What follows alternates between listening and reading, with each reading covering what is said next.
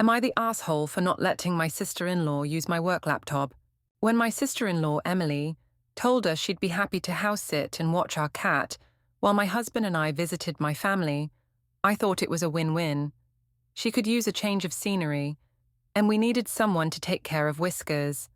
Since we live in a tiny one-bedroom apartment, I was a bit hesitant about hosting her before and after the trip, but it seemed like a reasonable trade-off. What I didn't anticipate was how complicated things would get with my work laptop. I work remotely, and my laptop is company property, strictly for work.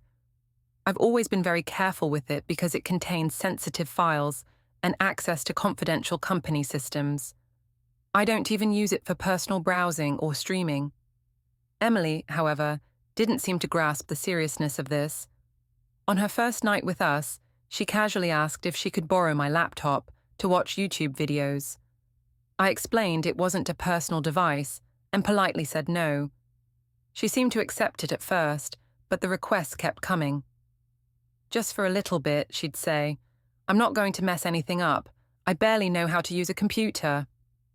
That's exactly what worried me. It wasn't about trust, it was about the risk.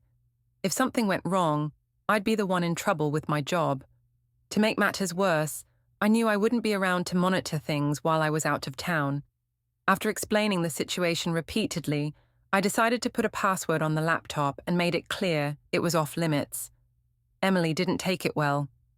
She complained to my husband, who thought I was being extreme.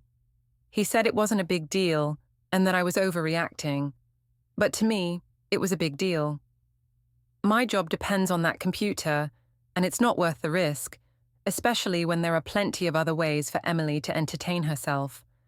She has a smartphone and a tablet, so it's not like she's cut off from the internet. Now, the atmosphere at home is tense. Emily has been sulking, and my husband keeps dropping hints that I should loosen up.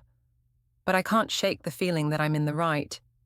Letting someone use a work device for personal reasons isn't just against company policy, it's reckless. As much as I want to keep the peace, I also need to protect my job. I don't think that makes me the bad guy, but the way things are going, I'm starting to second-guess myself.